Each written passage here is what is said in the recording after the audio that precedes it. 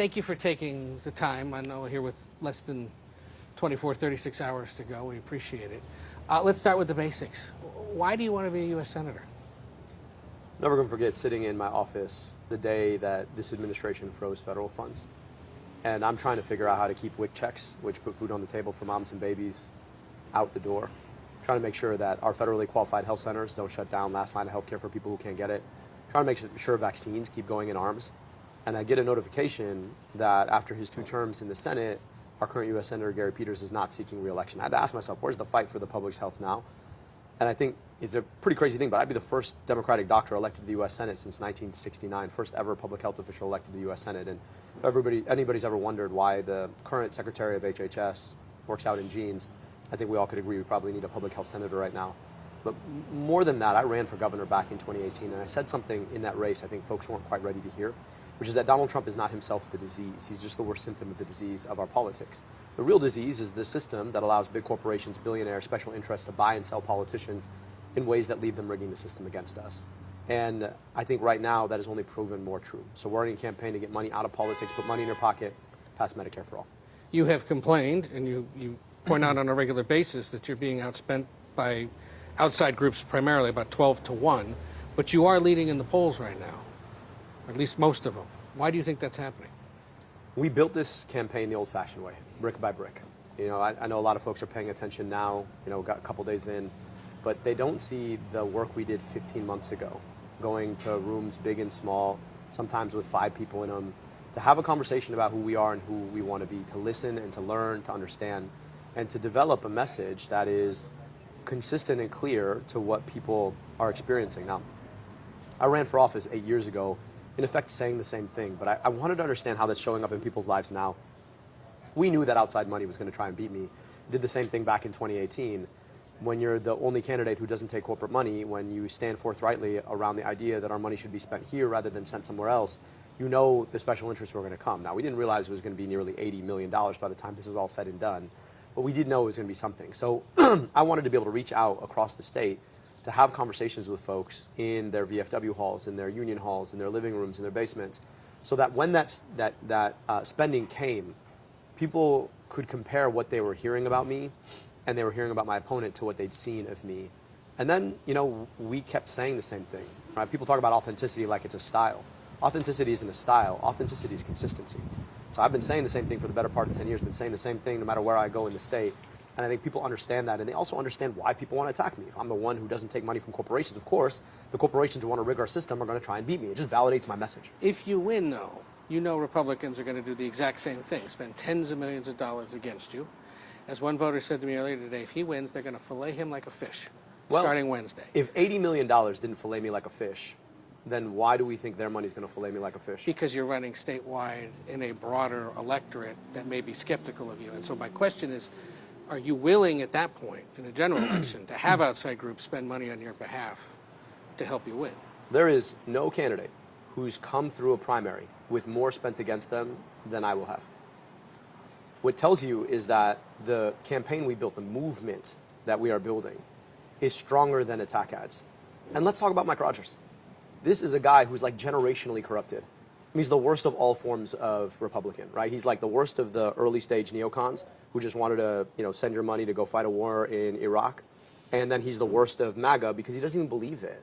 And so now he carries the stink of both. This guy, in 2003, he was the chief architect of the legislation that kicked off the opioid epidemic. 600,000 lives later, he's got nothing to say about it. Moved to Florida, made $14 million. He doesn't want to explain trading on the relationships he built in Congress. We know what he's going to do. He's going to sell off Michiganders to the highest bidder, just like he did when he was in Congress. So I'm looking forward to having that debate. I am going to staple the receipts to his forehead, and then we'll have a conversation. But if there are groups that agree with you and want to come in and spend on your behalf, you're okay with that? I'm not okay with corporate money in any way. Okay, so as long as it's not corporate. Right. If it's political action committees of some other kind. I mean, look, there are the Working Families Party, the National Nurses United, the UAW. They're spending to push back on a lot of the money from AIPAC and the corporate PACs, even in this primary. But I don't take corporate money. I never have and I never will. So if you win and get the Democratic Party that you want, who belongs in it and who doesn't? Anybody who wants to take on fascism, anybody who wants to get money out of politics, anybody who wants to fight for union rights, anybody who wants to make sure that people can live free with clean air and drink clean water. Anybody who wants to guarantee health care, come on in, the water is fine. We want to build a broad coalition, but sometimes when the Democratic Party talks about a big tent, we push everybody into the corner and then go talk and pander to the corner. I'm just trying to bring everybody to the tent pole in the middle to talk about what we really need. We need good housing. We need good schools. We need health care. We need to know that our government works for us rather than the corporations who buy off politicians. We need to know that our money is going to be spent on us. And I think that can unite people independent of how they pray, who they love, how they identify, if they pray, where they come from in the state, the color of their skin, coming together to build something that we can only have together. Do you get, well, is there any group of people, any organization, that's sort of a red line for you that says, no, you're not part of this, or that view is not part of the Democratic Party I'm hoping to sustain here in Michigan? We're trying to define a viewpoint that's built on money out of politics, money in your pocket, Medicare for all. If you agree with those things, come join us. We're for civil liberties. We're for equal rights. We love and appreciate all people. And I want to build this movement, bringing people together around the things we need and deserve that we can have together if we fight for them. Is the DSA part of the Democratic Party in Michigan? I'm not DSA. I know you're not. But if folks from the DSA want to be part of the Democratic Party, I would imagine that anybody would want them there, right? Because you want voters. Like this idea that somehow we are going to win elections by pushing people out seems to me to be inconsistent with the way that democracy works. You want a coalition of all people. You know who else are going to be part of my coalition? 3-time Trump voters who want health care, who want to keep our money here at home. And they're out there, yeah. They're out there. I meet them at almost every event I go to. So we're building a big, broad coalition, truly a big tent of people that combines folks from DSA on one side, even if I'm not a socialist, and combines 3-time Trump voters, even if I've never voted for Donald Trump. Are you concerned about being labeled a socialist? I think that folks who come here, like with 2 weeks left in the election, really, really want to label me a socialist. I don't know why, except for maybe it fits into a nice telling of a broader national story. But I'm a scientist, right? And I like solutions that solve problems. That's the approach that I've always taken.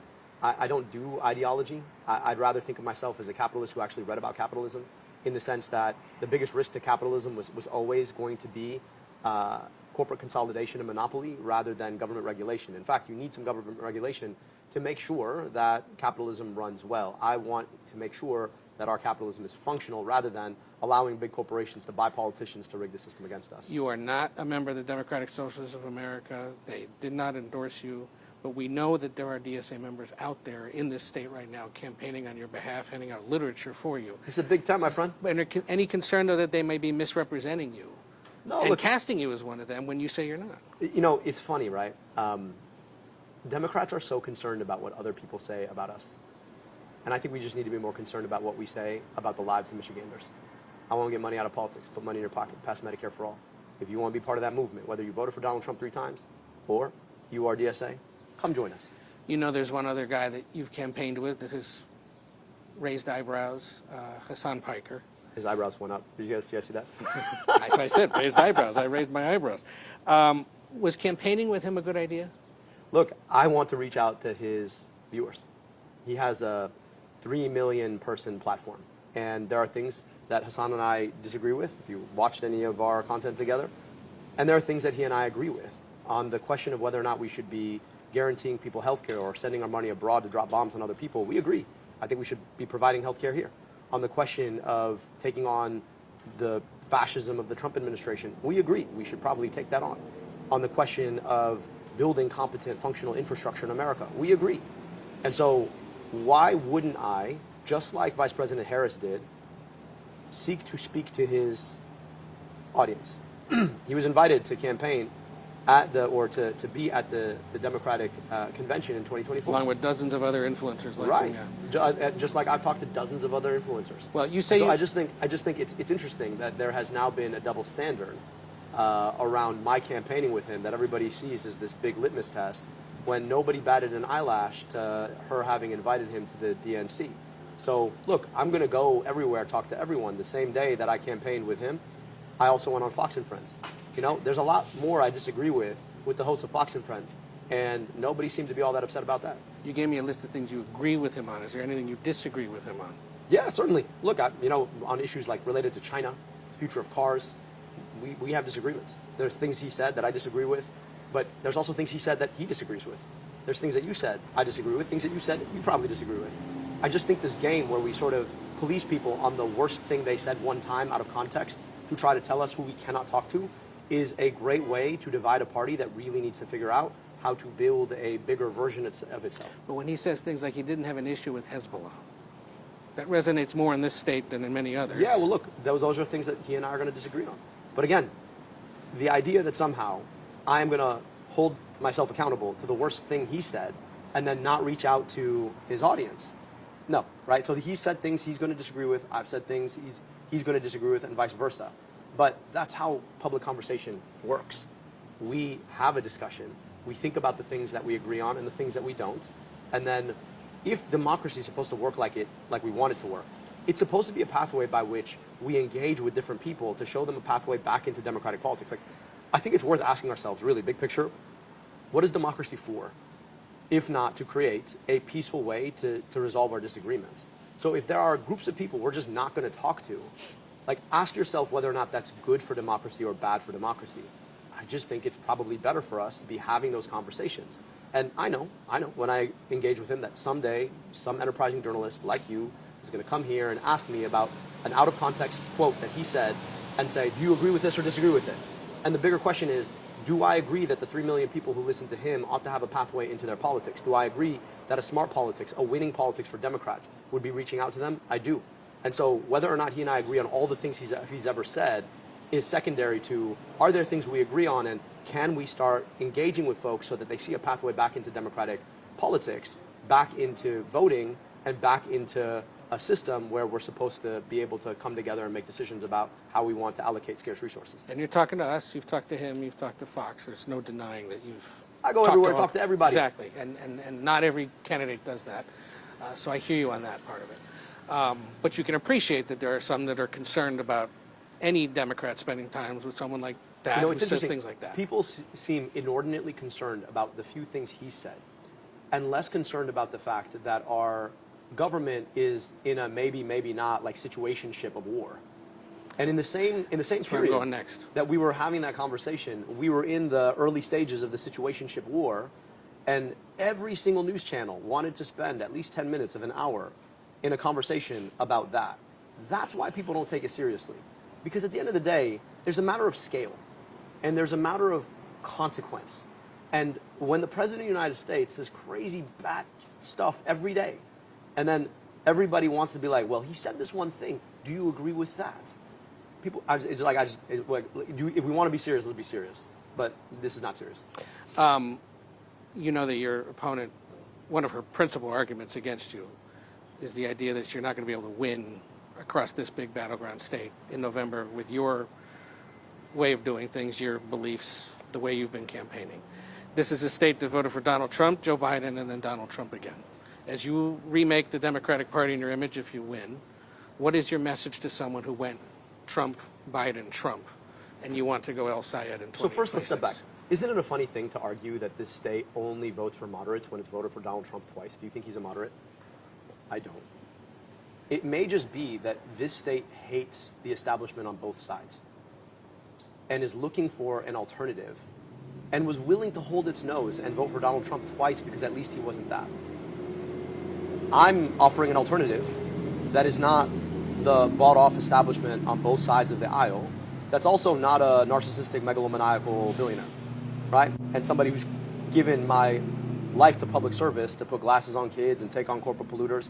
So at the end of the day, I think there's an opportunity here to push back on the brokenness of our politics that is about embracing what Michiganders seem to really want, which is people who actually pay attention to their problems rather than these theoretical conversations about where a party is going. So let's walk through some of the things you would deal with as a U.S. Senator. Affordability, inflation, top of mind concern for voters right Absolutely. now. What is one affirmative thing a Senator El-Sayed does once he's in Washington? One of the most important things we can do is enforce our anti-monopoly laws. Build out the Federal Trade Commission, make sure that it's enforcing on monopolies and oligopolies so they can't use algorithms to inflate our prices despite us. The other thing we can do is increase wages, and the best way to increase wages is to stand with unions, so passing the PRO Act. A third thing that we can do about prices is make sure that we're investing in public services in the ways that buy you out of having to spend even more on the things that you shouldn't have to spend on. Every single time you drive over a pothole, it's a potential pop tire. a pop tire you have to pay for out of pocket. So what if we taxed billionaires, their wealth, so that we could invest in our infrastructure so that you didn't have to pop a tire every time you drive on the road? Let's let that go. Planes, trains, and automobiles. They are all here in Michigan. You ever read one of those like Richard Scarry books? Yes. I'm curious, since we're here in Michigan, would opening up American markets to cheaper electric vehicles from China... Terrible idea. Why? Because we need to be the world's leader in making both internal combustion engines and building EVs. Now, here's what I want to do. It, though. You tariff on automobiles, and you invest in the big three being able to make a 300-mile range EV for $25,000. So you compel the three to do it with government funding. You offer subsidies for it, and you incentivize them to recognize that there's a real opportunity. And you know why? Did they just turn that down, though? Well, the problem with it is that we had $7,500 tax credits for cars that only rich people could buy. I'm talking about a $25,000 EV with 300-mile range. You throw the gauntlet down and say, design and build that vehicle, and for 10 years, we are going to protect the market for you, and we're going to subsidize that vehicle so you can sell it for $25,000. You know what would happen in the market almost immediately? People start buying that car because that's a pretty good car. And if you do that and build out the capacity for charging stations so that folks allay some of their range anxiety, what happens is you are incentivizing and empowering the big three to build the kind of automobile that is currently sought on the international market. And this is the worry that I have. If we confine ourselves to building internal combustion engines while the rest of the auto industry is yielding to market pressures for EVs that China is now subsidizing and making at a very, very low rate, what will happen is we'll continue to service our own market, but we will lose the capacity to compete on the global market. I believe in Michigan manufacturing. I believe in Michigan's future when it comes to auto. My dad literally immigrated here to make cars. Right. And so I want to make a big bet on our engineering talent and our manufacturing talent to be able to compete both here and abroad. And to do that, we're going to have to actually put some of our own muscle into this so that we can incentivize the big three properly and have good union-made autos being sold all over around the world. On the issue of the Middle East, you obviously, and this is our last, because I know you got to go. On the issue of the Middle East, you are opposed to military aid to Israel. Unconditional military aid to anyone. To anyone. Israel, Egypt, Saudi Arabia, Pakistan, Jordan, Because? UAE, Qatar. You pay taxes, I pay taxes. I don't know about you, but I don't pay my taxes thinking, man, I can't wait for Qatar to get a tank. I pay my taxes thinking, man, it'd be awesome if they paved that road or they rebuilt that school. So on principle, I just don't think we should be in the business of buying other countries' tanks or bombs. And if us withdrawing military aid to all those different factions, all those different countries, results in more chaos in that region? I actually don't think it would. I think part of the problem is you go back not too distantly in history, and we thought that we could play kingmaker. Turns out we're not very good at it. And when you do that, you start violating your own principles left, right, and center. And so I believe in international law. I believe in upholding international law. I believe a lot of people died, and a lot of people learned from people dying that we should have a system of international law, and we were the chief architect of it. We built institutions like the UN and the ICC and the ICJ to uphold international law, and then we end up sidestepping them more than anyone else. I don't think that's working out very well. And so what I would like us to do is I would like us to be the chief, first among equals, enforcer of international law. And I would like us to step in when our intervention is consistent with that. So you think about Ukraine. Ukraine is not unconditional military aid. It's conditional military aid on the attempt of Putin to violate Ukrainian territorial sovereignty. So where that happens, I think we do have an incentive to step in and support the Ukrainians. But our job is not then to go subsidize a military that is conducting genocide and apartheid at baseline, trying to annex southern Lebanon, pulling us into wars we don't need to fight, and then thinking, oh, well, they're our chief ally. Ally for what? Like, what do we get out of that interaction? But they've been attacked too, right? Couldn't you argue that's a conditional military You could also aid package? Continue that backward and ask, is unconditional occupation not violation of international law, which is what's been sustained in the West Bank and Gaza? Is the attempt to settle with settlers the West Bank right now not a violation of international law? So, like, let's actually play this forward if you really want to. Let's play this back and say, if we were just consistent with international law from the very beginning, where would we have been? I think we'd be in a much more peaceful situation right now. And look, my point is this. I believe in equal rights to peace, dignity, and self-determination for the Palestinian people and Jewish Israeli people alike. Whatever decision the free Palestinian people and free Jewish Israeli people come to about how they want the ultimate peace to look like is something I'll support. But until then, I'm not willing to sit here and cosplay a two-state solution while our money is going to aid, arm, and abet the very people who want to foreclose on the possibility of a second state. And then I sit down with people like you and you're like, well, do you believe in the right of Israel to exist? I'm like, how come you never asked me about the right of Palestine to exist? Two states implies that you should have two of them. There's only one, but you only ask me about the one that actually exists. It just seems to me that we're playing a game. I didn't ask you about either. I know you noticed that. I know you didn't. I know you didn't. But because I had a feeling you'd do exactly what you just did. But I'm just playing it out for your viewers, just who are wondering. Okay. But that's my point, right? Is that consistently, I kind of know the script now. Consistently, that's the question I get asked. But we're not having a serious conversation. And in America, we believe in process. Democracy is a process, not an outcome. We believe in process. And I believe in a process that upholds international law and dignifies equal rights to peace, dignity, and self-determination for all people. And more importantly, I believe that as a senator from Michigan, I think my tax dollars ought to be spent here in Michigan for kids who go to schools that look like they did 50 years ago. So how does Senator El-Sayed help wind down the war with Iran? So first, I think... Because this is something a senator would conceivably have to be engaged in at some point. First, I think we need to deny any and all funding to an illegal war. This war was unjustifiable. It is wrong. And obviously, it's not authorized. I think we need a war powers resolution. I think we need it immediately. And the day that we take the majority, I think we need to pass that. So we cannot continue to allow this administration to wage what And if he says that's illegal, I'm going to keep going, which is what they're arguing. Then we're in a bit of a constitutional crisis, aren't we? But the idea that somehow he's going to trigger a constitutional crisis implies that we shouldn't do anything seems to me to be inconsistent with using our power. If Haley Stevens wins, do you campaign for her? I think we got to do everything we can to beat Donald Trump and beat Mike Rogers, and I will do everything I can to do that. And if you do win, you're willing to work with Chuck Schumer to either not only win but then also in the Senate? He is the Senate Minority Leader right now. Obviously, I've voiced an opinion that I think Senator Chris Van Hollen would be an amazing Senate Majority Leader when we take the majority. But I think it's in all of our best interest to win the Senate.